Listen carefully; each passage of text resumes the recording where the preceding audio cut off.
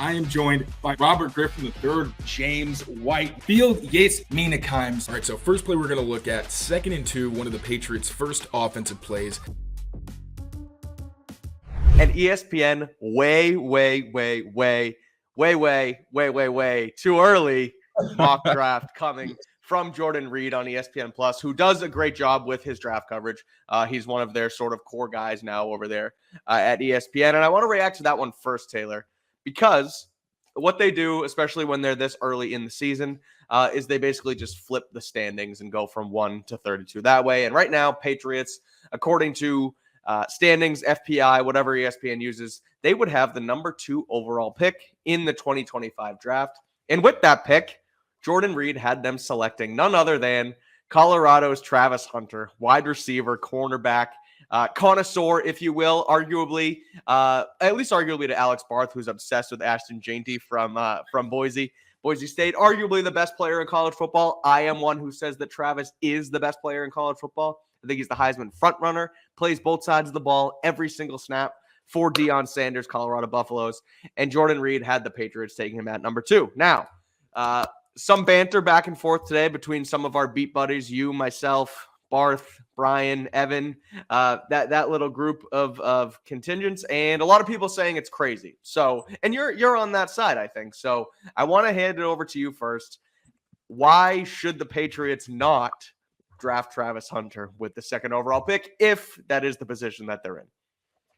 So when Bill Belichick actually broke it down, he looked at a lot of the receiving class, I think last week or 2 weeks ago, and he mentioned what I've been saying, like we've been talking about Travis Hunter and all these guys, and I said, I really think that he's a cornerback, because when you look at him, he kind of looks like Tyquan Thornton, except not as tall. Like he's a thin guy, and I really worry about, obviously, like crazy stamina to be able to play back on defense and offense, obviously. That's not going to happen in the NFL, though.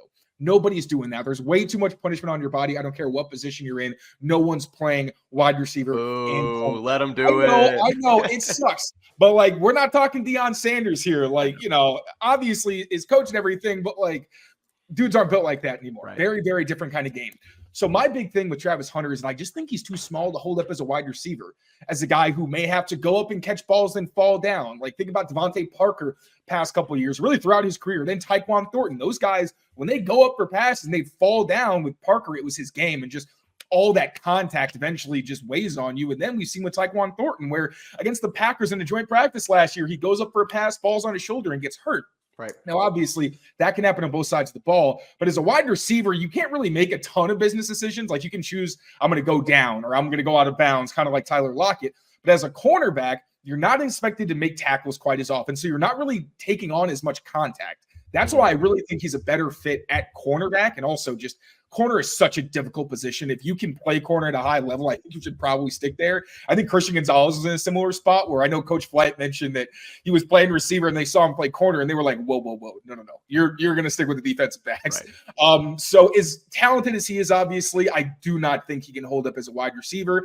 So if he's not a wide receiver for you, which is one of the 2 positions I'd be okay with the Patriots taking in the first round, he's still a cornerback. I don't think you take a cornerback. As much as I would love to see him and Christian Gonzalez locking down receivers every week, I just don't think that that's nearly important enough for the Patriots to go after with their first round pick. So obviously, you know, Travis Hunter's a fantastic player, but the Patriots have much bigger priorities. Get Ted McMillan. I think if there's a tackle you really like at that point in the top 10, if they're still there, take that guy. You can't go taking a cornerback. So I agree that they probably shouldn't take Travis Hunter with the 2nd pick. Like, I get all of that logic and all of that reasoning. However, I just don't think it's as insane as some people, because he is the best player in college football. He is one of the better cornerbacks in the nation, and he's one of the better wide receivers in the nation. So, like, you bring him in and you see what you have on him and you see what happens. And now, realistically, if they do have the like, I don't think they should do it, but I just don't think it's that crazy, because it's not like they're reaching for a guy at the top of the draft, right? He's going to go within those first couple of picks. Some team is going to take him and try and use him and try and make him a superstar, no matter what, you know, what phase of the game they do it in, right? And so if the Patriots were to do that, I don't think I would necessarily think it's an insane move. But if they do have the 2nd overall pick and they do have all of these, I see that. It's insane from the chat. Who's going to play offensive line? Now, I don't want to just say they'll figure it out, because I do think that if they do have the second pick, they should ultimately trade back, go for, like you said, a Tet McMillan from Arizona, or take one of the two offensive tackles in Kelvin Banks or Will Campbell. So it wouldn't be the smartest decision, but they are also in need of a wide receiver, and Travis Hunter has shown that he can play wide receiver at an elite level in college football. Now, so did Tyquan Thornton, and so have other guys who become busts in the NFL, who are on the smaller side. Xavier Worthy, again, I'm not saying Xavier Worthy's a bust just yet, but he's on the smaller side, and he's shown that it's been difficult. There was a couple preseason clips that I know you posted. I think you posted on Twitter. He got rocked because they tried to press him, and he was just absolutely smoked off the line of scrimmage. So, like, it's going to be a challenge for him to come to the next level. Now, this might be the crazy part that I think of Travis Hunter, and I know we're trying to do quick hitters here, but I still wonder, like, look, he's playing every single snap in Division I big time college football. Why can't he do it in the NFL? Like, and I'm not saying you're giving me the look. Every single play is a force, but he's not gonna, like, he's playing every single snap at wide receiver for Colorado. Put him in your wide receiver rotation and maybe play him in different sort of packages on defense, and let him do both and let him shine at both. And kind of, you don't want to spend a second overall pick, though, on a gadget player on both sides of the football. You want a guy who's going to play every single snap on one side of the ball. So I do understand it's a tricky situation, but at the end of the day, he's super talented. He's the best player in the country, and he's going to go in the top 5. So why not have the Patriots do it?